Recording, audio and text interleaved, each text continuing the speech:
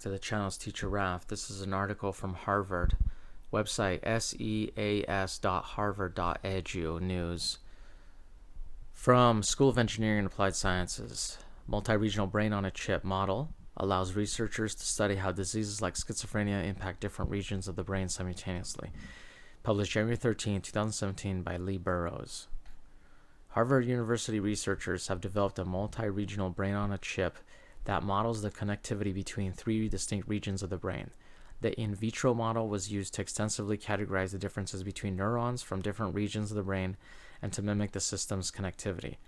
The research was published in the Journal of Neurophysiology. The brain is so much more than individual neurons, said Ben Mose, co-first author of the paper and postdoctoral fellow in the Disease Biophysics Group in the Harvard John A. Paulson School of Engineering and Applied Sciences, SEAS. It's about the different types of cells and the connectivity between different regions of the brain. When modeling the brain, you need to be able to recapitulate that connectivity because there are many diseases that attack those connections. Roughly 26% of the U.S. healthcare budget is spent on neurological psychiatric disorders. Oh, and how are those caused? Just naturally, right? They wouldn't be caused by society itself, said Kit Parker, the Tar Family Professor of Bioengineering and Applied Physics Building at SEAS. Think about this for a second. Society causes psychiatric disorders and neurological disorders, society itself. But society itself doesn't want to change itself, so instead it's going to change humanity to fit it. You understand? Core faculty member of the Weiss Institute for Biologically Inspired Engineering at Harvard University.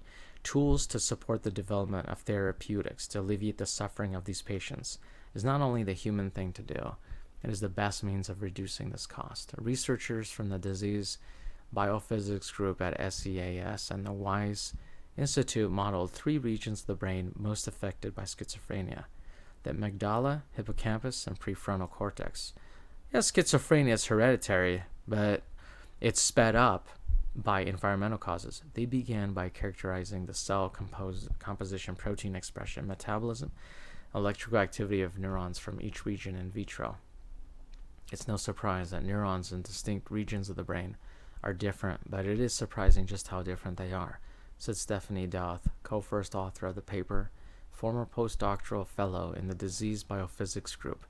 We found that the cell type ratio, the metabolism, the protein expression, and the electrical activity all differ between regions in vitro. This shows that it does make a difference which brain regions neurons you're working with. Next, the team looked at how these neurons change when they're communicating with one another. To do that, they cultured cells from each region independently, and then let the cells establish connections via guided pathways embedded in the chip.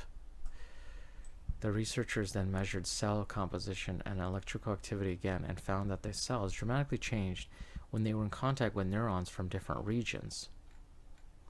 When the cells are communicating with other regions, the cellular composition of the culture changes. The electrophysiology changes. All these inherent properties of the neurons change, said Mose.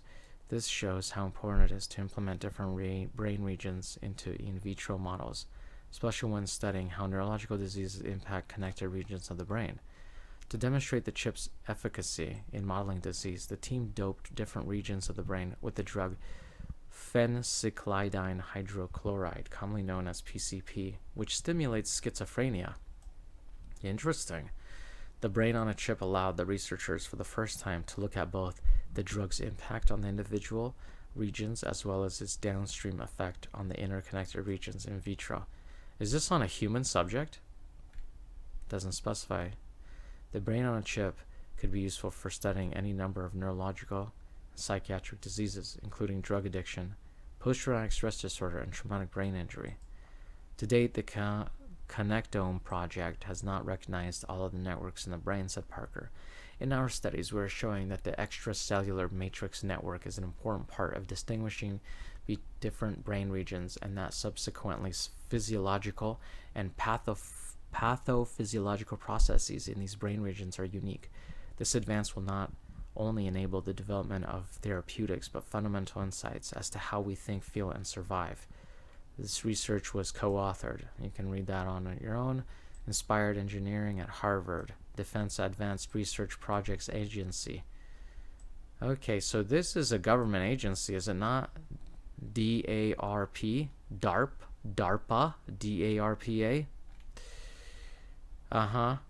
Okay, so D.A.R.P.A is bringing this into the public sphere via Harvard. You know what to do. Hit like, hit subscribe, leave a comment.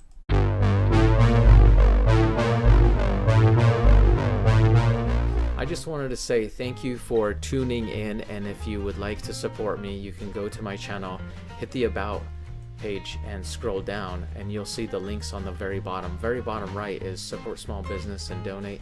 You can donate anything you'd like if you'd like to help me out, or you can take a look at the adventure guides that I have published, which will help you anytime you're looking for a vacation. I talk about some do's and don'ts, and also give you a location of a very affordable hotel in order to save you money, and other details. Thank you for listening very much as always. Take care, be safe, hit like, make a comment, and share this link.